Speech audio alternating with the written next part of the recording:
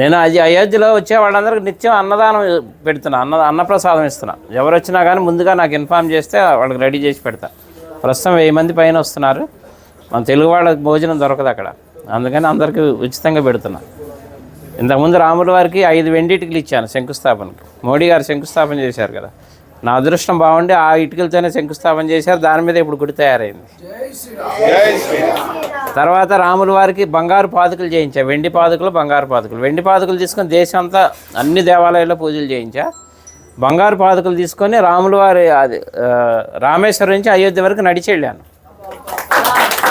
అది కూడా రాముల వారు నడిచిన దారిలో వెళ్ళా, డైరెక్ట్ వెళ్ళిపోకుండా వెళ్ళి ఇప్పుడు అక్కడే స్థిరనివాసం ఉంటున్నాను. తర్వాత ఇప్పుడు ధనుసు చేయించా 14 కిలోలు. రాముల వారి వనవాసం 14 సంవత్సరాలు, అందుకని 14 కిలోలు చేసా. కిలో బంగారం, 13 కిలోలు వెండి. ఇది రాముల వారికి కోదండరాముడికి వచ్చే చేతిలో ఉంటుంది, ఫస్ట్ ఫ్లోర్లో వచ్చే రాముల వారి చేతిలో. ఇప్పుడు నా మిస్సెస్ అక్కడే ఉంది అయోధ్యలోనే, నిత్యం అన్నప్రసాదం ఆమె చూసుకుంటుంది అక్కడ. వచ్చి చెన్నై అండి, జిఆర్టీ వాళ్ళు చేశారు. అలాగే నేను ఒక పెద్ద గుడి కడుతున్నా అయోధ్యలో. అంటే రాముల వారి గుడి ఉందిగా ఇంకెందుకు అనుకుంటారేమో. నేను పెట్టేది వంశవృక్షం. బ్రహ్మ దగ్గర నుంచి లవకుశుల తర్వాత కూడా 20 మంది ఉన్నారు, ఇంకా మొత్తం 64 మంది.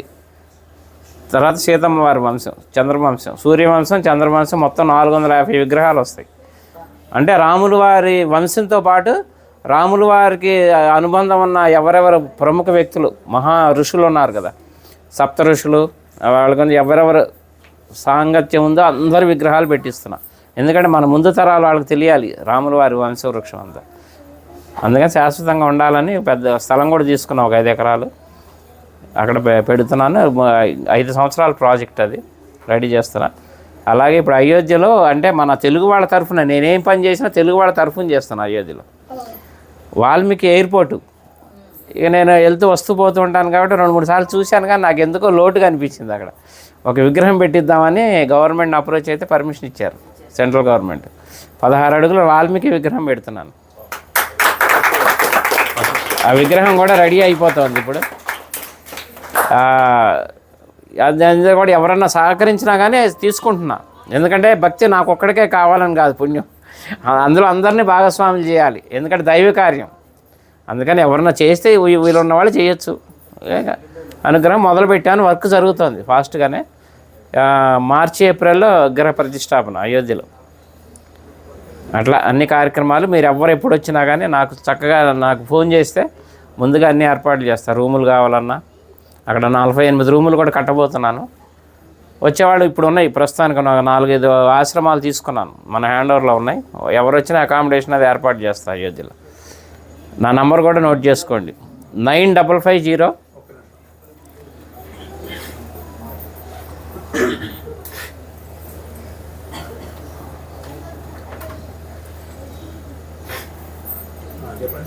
9550 754 389.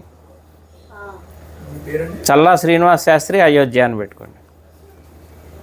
ఇంకా నేను ఉండబోయేది అక్కడే, హైదరాబాదే మాది కానీ మణికొండ, కానీ ప్రస్తుతం ఇంకా షిఫ్ట్ అయిపోయినాం అక్కడే ఉండి వచ్చే భక్తులకి సహాయం చేద్దామని అక్కడే ఉంటున్నాయి. ఇంకా రామ భక్తులకి సేవ చేసుకునే భాగ్యం ఇప్పించాడు రాముల వారు నాకు.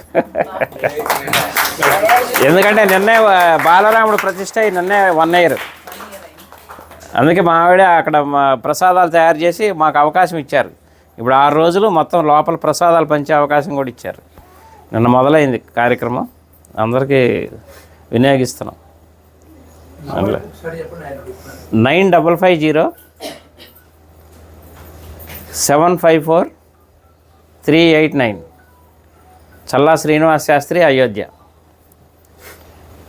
ఓకేనా? ఎవరు ఏ టైంలో చేసినా కానీ నేను అందుబాటులో ఉంటాను.